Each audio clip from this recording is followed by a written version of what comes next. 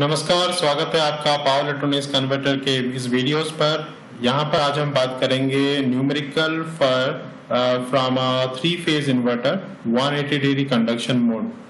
तो अगर हम एक थ्री फेज इन्वर्टर यहाँ दिखाते हैं एंड उसमें ये 180 डिग्री कंडक्शन मोड में काम कर रहा है और यहाँ पर हम डीसी वोल्टेज दिए तो यहाँ पर दो ही वोल्टेज एग्जिस्ट कर रहे हैं, एक है वीडी या फिर जीरो।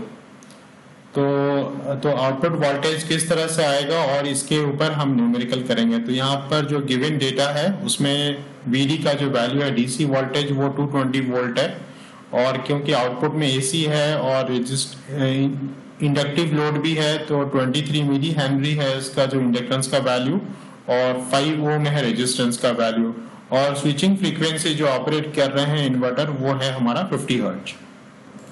तो यहाँ पर हम पहला जो क्वेश्चन आ रहा है यहाँ पर कि express the instantaneous line to line voltage VAB and current IA in a Fourier series.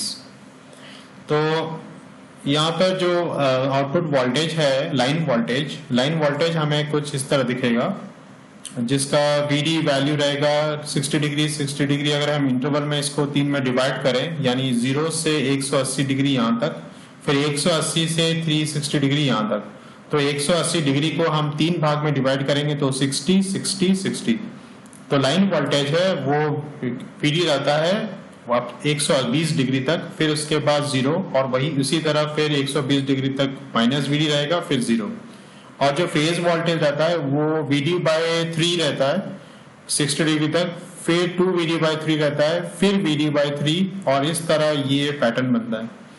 तो यहाँ पर हमारा जो लाइन वोल्टेज है इसका हम फोरियर सीरीज एनालिसिस पिछले वाले वीडियोस में हम कर चुके हैं। तो फोरियर सीरीज एनालिसिस से ये मिलता है कि VAB का जो वैल्यू है वो कौन से हार्मोनिक्स होंगे, यहाँ पर ऑड हार्मोनिक्स होंगे और मल्टीपल ऑफ 3 नहीं होंगे, यानी कि 1 के बाद फिर 3 आता है, 3 मल्टीपल ऑफ 3 है तो नहीं होगा, फिर 5 है, 5 के बाद 7 के बाद 9 नहीं होगा क्योंकि वो मल्टीपल ऑफ 3 है, 9 के बाद 11 होगा, फिर 13, फिर 15 मल्टीपल ऑफ 3 नहीं होगा, फिर 17, फिर 17 होगा, 17 के बाद फिर होगा हमारा 19 के बाद 21 नहीं होगा क्योंकि वो मल्टीपल ऑफ 3 है, फिर 23, फिर 25, फिर 27, इस तरह सारे ऑड टर्म्स 27 नहीं होंगे, 27 मल्टीपल ऑफ 3 है, फिर 29। तो इस तरह ये सीरीज कंटिन्यू होता जाएगा जो हमने पहले से भी देखा, ये लाइन वोल्टेज और फेज वोल्टेज दोनों के लिए रहता है। तो यहाँ पर हमने फोरियर सीरीज में देखा कि इसका वैल्यू है 4VD/n pi sine of n पाई/2 साइन ऑफ n पाई/3 इंटू साइन ऑफ n पाई/t प्लस n पाई/6। तो ये जो लाइन वोल्टेज है वो लीड करता है 30 डिग्री, तो ये हमारा लीडिंग है n पाई/t प्लस n पाई/6। तो फेज वोल्टेज का अगर हम फोरियर सीरीज निकालते हैं तो इसका तो ये निकलता है 2VD/n पाई, 4/3 को अलग से रखा है ताकि ये सब कट जा रहा है इसलिए इसको अलग से रखा गया, साइन ऑफ n पाई/2 साइन ऑफ n पाई/3, यहाँ पर एक कॉस कंपोनेंट भी है, कॉस ऑफ n पाई/6 साइन ऑफ n⍵t। तो अगर हम इसको कोई भी वैल्यू पुट करते हैं जैसे 1, 5, 7 और 11 कुछ ही वैल्यू पुट करते हैं तो ये 4/3 और ये सारे टर्म्स कट के 1 ही हो जाएंगे। तो इसको हम इस जनरलाइज टर्म में लिख सकते हैं जैसे 2VD/n पाई और साइन ऑफ n⍵t। तो ये हमारा जो लाइन वोल्टेज है और ये फेज वोल्टेज है इसके फोरियर सीरीज एक्सप्रेशन हो गए। अभी ये जो लाइन वोल्टेज है यही लाइन वोल्टेज से फेज वोल्टेज है VAN, इस फेज वोल्टेज से ही हम निकालेंगे कि हमारा फेज करंट क्या है, क्योंकि हमें जो करंट पूछा गया है IAN, तो इस सर्किट डायग्राम से मालूम पड़ता है कि जो IAN है क्योंकि ये लोड स्टार कनेक्टेड है तो फेज करंट जितना होगा लाइन करंट उतना ही होगा, क्योंकि फेज करंट लाइन करंट दोनों समान ही होंगे। तो इसलिए हमारे अगर हमें फेज करंट मिल गया तो उससे हमें लाइन करंट IAN भी मिल जाएगा। सो इस चीज को हम लोग यहाँ पर IAN लिख सकते हैं, IAN is equal to 2VD/n pi, वही रहा जो वोल्टेज टर्म था वही रहा, this divided by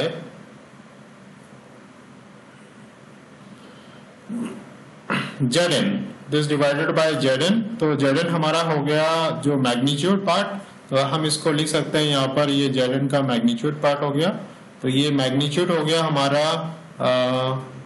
root over of R square plus N omega L. N multiply इसलिए किया गया है क्योंकि यहाँ पर ओमेगा का वैल्यू 2 पाई एफ है, तो जब फ्रीक्वेंसी बढ़ता है, जैसे फिफ्थ हार्मोनिक है उसका फ्रीक्वेंसी 5 गुना है, सेवेंथ हार्मोनिक उसका फ्रीक्वेंसी 7 टाइम्स है, तो इसीलिए उस एन को हम लोग सेपरेट करके यहाँ पर एन ओमेगा कर दिए 2 पाई एफ।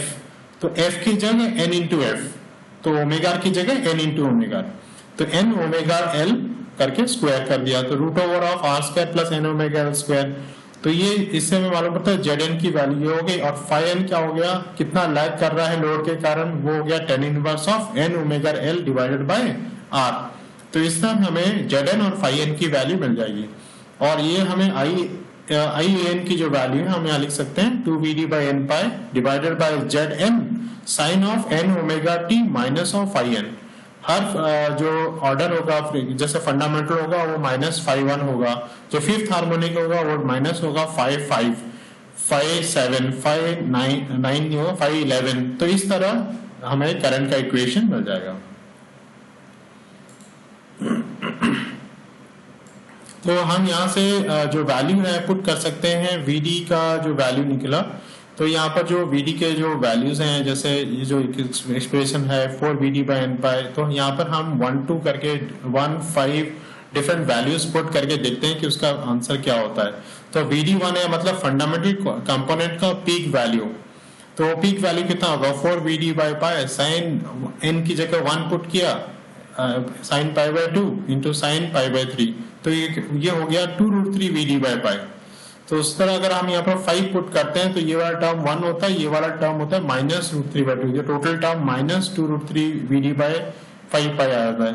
फिर यहाँ पर जो सेवेंथ हार्मोनिक हो गया वहां पर भी हमने माइनस देखा और डिवाइड बाय 7 हो गया, तो 11th हार्मोनिक देखा ये प्लस हुआ 2√3vd बाई 11 पाई।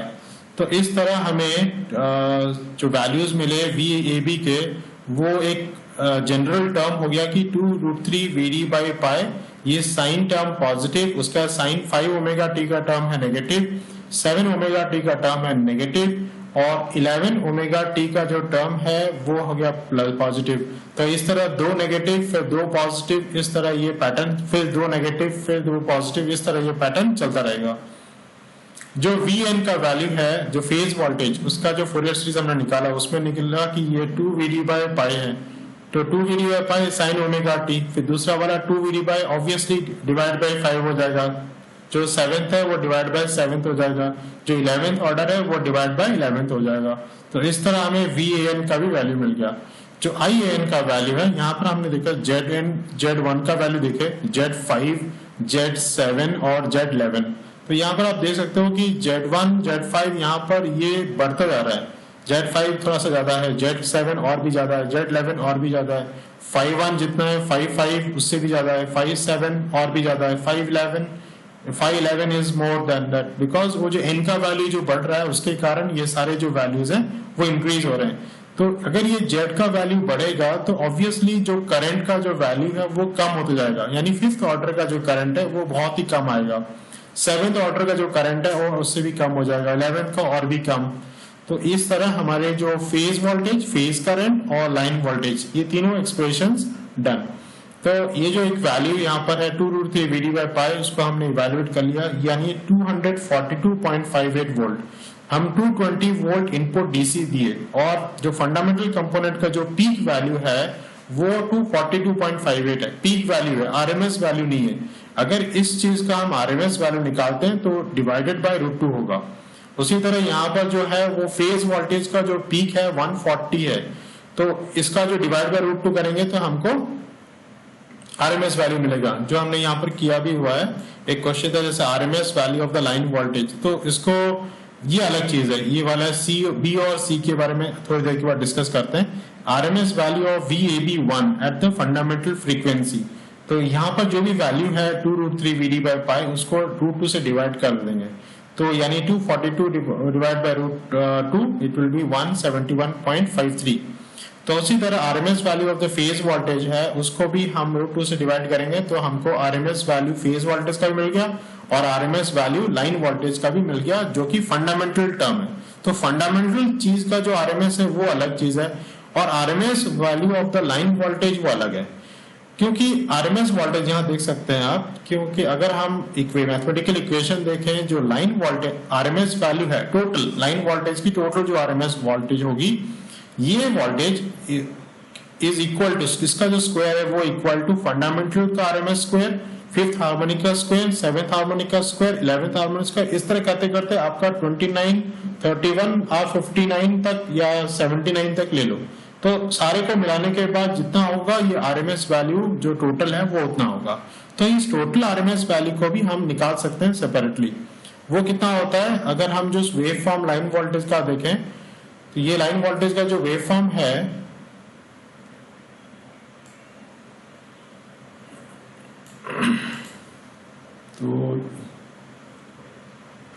तो ये जो लाइन वोल्टेज का जो वेव फॉर्म हम देख रहे हैं यहाँ पर, ये लाइन वोल्टेज का वेव फॉर्म है, इसका अगर हम आरएमएस वैल्यू निकालेंगे तो हमको मिलेगा इसका आंसर √2/3, क्योंकि ये जो वैल्यू है वो 2/3 ही है। मतलब अगर हम पूरा साइकिल को देखें तो 2/3 ये वीडी में रहता है और फिर 1/3 ये नहीं रहता वीडी, तो इसका आरएमएस वैल्यू √2/3 होगा, तो जो कि √2/3 ऑफ वीडी, तो ये हो जाता है हमारा 179.63।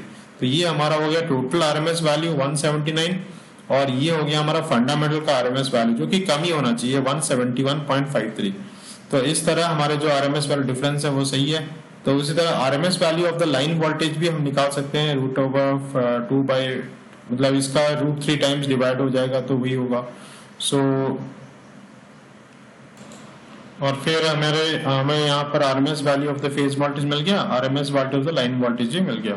तो अभी यहाँ पर हमने ये भी दिखाया था कि किस तरह हमारा जो नेट आरएमएस वोल्टेज है वो फंडामेंटल, फिफ्थ और सेवेंथ और 11th सारे को मिला के भी होता है। तो ये चीज बहुत इंपॉर्टेंट इसलिए है क्योंकि यहाँ पर जो भी हार्मोनिक्स है, जैसे फिफ्थ, सेवेंथ और 11th, बाकी जो जितना हायर है, ये सबको भी हम लिख सकते हैं VAB² माइनस VAB1²। तो इस तरह ये सारे को ऐड करने के लिए जरूरत नहीं पड़ेगा। जैसे कि हम टोटल हार्मोनिक डिस्टॉर्शन निकाल रहे हैं, तो टोटल हार्मोनिक डिस्टॉर्शन में क्या होता है ना कि जो भी हार्मोनिक्स है उन सारे स्क्वायर्स को आप ऐड करो और रूट ओवर करो और फिर डिवाइड करो फंडामेंटल के साथ। तो जितने भी हार्मोनिक्स है सबको स्क्वायर करके रूट ओवर करने की जगह हम सिर्फ जो टोटल आरएमएस वैल्यू है उसको फंडामेंटल के साथ सब्ट्रैक्ट कर लेंगे। जैसे टोटल माइनस फंडामेंटल स्क्वायर करके रूट ओवर कर दिया और डिवाइड बाय फंडामेंटल हो गया। तो ये जो फॉर्मूला आप देख रहे हो लेफ्ट हैंड यहाँ पर, तो ये फॉर्मूला को हम इस तरह भी लिख सकते हैं और इस तरह हमें टीएसडी मिल गया 31.08। तो यहाँ क्योंकि हम लाइन वोल्टेज का कर रहे हैं तो लाइन वोल्टेज का टीएसडी होगा वो वोल्टेज तो चेंज नहीं होगा लोड के साथ, तो लोड हमारा जो भी होगा तो उसको करंट को इफेक्ट डालेगा। तो जो वोल्टेज का टीएसडी है वो 31.08 हो गया। ये एक इंफॉर्मेशन भी देता है कि अगर हम 180 कंडक्शन में इन्वर्टर यूज करते हैं जो कि कुछ मॉड्यूलेशन यूज ही नहीं किया गया, जो कि मतलब सबसे वर्स्ट भी कह सकते हैं कि अगर हम सिंपल एंड वर्स्ट मतलब वर्स्ट आउटपुट वोल्टेज तो टीएसडी दिखाएगा 31.08। और ये सिंपल भी है क्योंकि यहाँ पर ज्यादा कुछ करना नहीं पड़ता, सिर्फ आपको 180 कंडक्शन जो कि सिंपलेस्ट है। तो इस तरह भी जैसे हमारा सिंगल फेज इन्वर्टर का स्क्वायर वेव होता है उसी तरह हमारा 3 फेज में 180 डिग्री कंडक्शन होता है। तो वर्स्ट में अगर 31.08 टीएसडी दिखा रहा है तो अगर हम कुछ भी मॉड्यूलेशन टेक्निक यूज करेंगे वो 31.08 से कम ही दिखाएगा। तो इस तरह दूसरा चीज है जो डिस्टॉर्शन फैक्टर। डिस्टॉर्शन फैक्टर में फॉर्मूला में बस इतना चेंज किया गया, यहाँ पर सारे हार्मोनिक्स को डिवाइड कर दिया जाता है n स्क्वायर के साथ। जब हम सारे हार्मोनिक्स को n स्क्वायर से डिवाइड करेंगे तो हम इसको बोलते हैं सेकंड ऑर्डर एटीन्यूएशन या फिर फिल्टर यूज किए। तो फिल्टर यूज करने के बाद फिर उसका हार्मोनिक प्रोफाइल का हम इसको जनरलाइज करने की कोशिश किए ताकि सारे वैल्यूज को लिखने के बाद फिर इसको कॉमन लेने के बाद तो यहाँ पर जो 2√3 VD बाय जो 5 पाई रूट 2 है 7 पाई रूट 2 है, तो यहाँ पर ये जो कॉमन लेने के बाद तो 2√3 VD बाय पाई रूट 2 ये सारे टर्म कैंसिल हो जाते हैं। तो बचा कितना 1/5। तो यहाँ पर क्योंकि n स्क्वायर के साथ डिवाइड भी होगा तो 1/5 क्यूब, 1/7 क्यूब, 1/11 क्यूब इस तरह होता जाएगा और इट विल गो ऑन। तो सारे के स्क्वायर करके रूट ओवर करने से nearly this is a value 0.00856। तो हम इसका परसेंटेज भी लिख सकते हैं 0.856%। सो और एक चीज है हार्मोनिक फैक्टर। हार्मोनिक फैक्टर्स हम इंडिविजुअली सारे हार्मोनिक्स जो हैं उनका भी निकाल सकते हैं। तो harmonic factor of the low order harmonic, सबसे लोएस्ट ऑर्डर हार्मोनिक, तो फर्स्ट के बाद जो फर्स्ट हार्मोनिक आता है वो है फिफ्थ। तो फिफ्थ ऑर्डर हार्मोनिक्स का जो हार्मोनिक फैक्टर वो कितना होगा, V0n/V01, ऐसे ही फॉर्मूला होता है। तो लाइन वोल्टेज का होगा VAB5/VAB1। बस ये सारे चीज तो कांस्टेंट ही होंगे, ये कट जाएंगे। यहाँ पर √2 भी होना चाहिए था क्योंकि RMS वैल्यू है, तो यहाँ पर ये √2 से मल्टीप्लाई होगा, यहाँ पर भी ये √2 से मल्टीप्लाई होगा, फिर भी ये सब कट जाएगा, ये सब कट जाएगा, तो बचेगा आपका 1/5 जो हो गया 20%, यानी 0.2 विच इज 20%, और 100 से मल्टीप्लाई करेंगे तो 20%। डिस्टॉर्शन फैक्टर इस तरह हो जाएगा कि ये वैल्यूज आपके जो डिवाइड बाय 1/5 है, क्योंकि ये फिफ्थ ऑर्डर है तो 1/n² भी डिवाइड कर रहे हैं तो 1/125 हो जाएगा, तो ये 8.8% हो जाएगा। और सबसे इंपॉर्टेंट चीज है यहाँ पर जो कि जैसे हमारा टोटल लोड पावर कितना कंज्यूम हो रहा है, तो इसके लिए हमको जो करंट है उसकी वैल्यू निकालनी पड़ेगी, क्योंकि करंट जो फंडामेंटल करंट है एंड जो फिफ्थ हार्मोनिक करंट है, सेवेंथ हार्मोनिक करंट है, ये सबके इम्पिडेंस अलग अलग होंगे, तो इसीलिए इन सबकी वैल्यूज इंडिविजुअली जानना बहुत इंपॉर्टेंट है।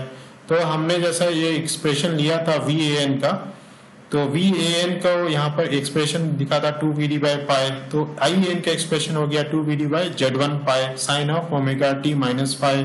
तो हमने इन सारे वैल्यूज पुट करने के बाद IAN का जो वैल्यू है वो इस तरह आता है। तो अगर हम IAN का एक्सप्रेशन मिल गया तो हम इसमें से RMS वैल्यू निकाल सकते हैं। तो RMS वैल्यू का square is equal to fundamental का जो RMS वैल्यू है उसका स्क्वायर, फिफ्थ का स्क्वायर, सेवेंथ का स्क्वायर, इस तरह हायर ऑर्डर जो भी है उसके स्क्वायर हम कर सकते हैं। क्योंकि ये डेसिमल टर्म है तो बहुत ही नेग्लिजिबल होगा, बट हम लोग इसको बोलेंगे कि ये नियरली इक्वल है, not equal, this is nearly equal. तो IAN की value root over of that, so 11.28 ampere आ गई। तो मैं ये फिगर में दिखाता हूँ 11.28 एम्पियर्स कहाँ पर है। तो यहाँ पर आपका जो IAN का वैल्यू है ये हो गया, RMS वैल्यू हो गया 11.28 एम्पियर्स। तो इस RMS करंट से क्या हम निकाल सकते हैं कि हमारा जो पावर कितना कंज्यूम हुआ। तो पावर कंज्यूम होता है जो कि एब्जॉर्ब होता है वो है because of the load resistance, यानी because of the resistive load.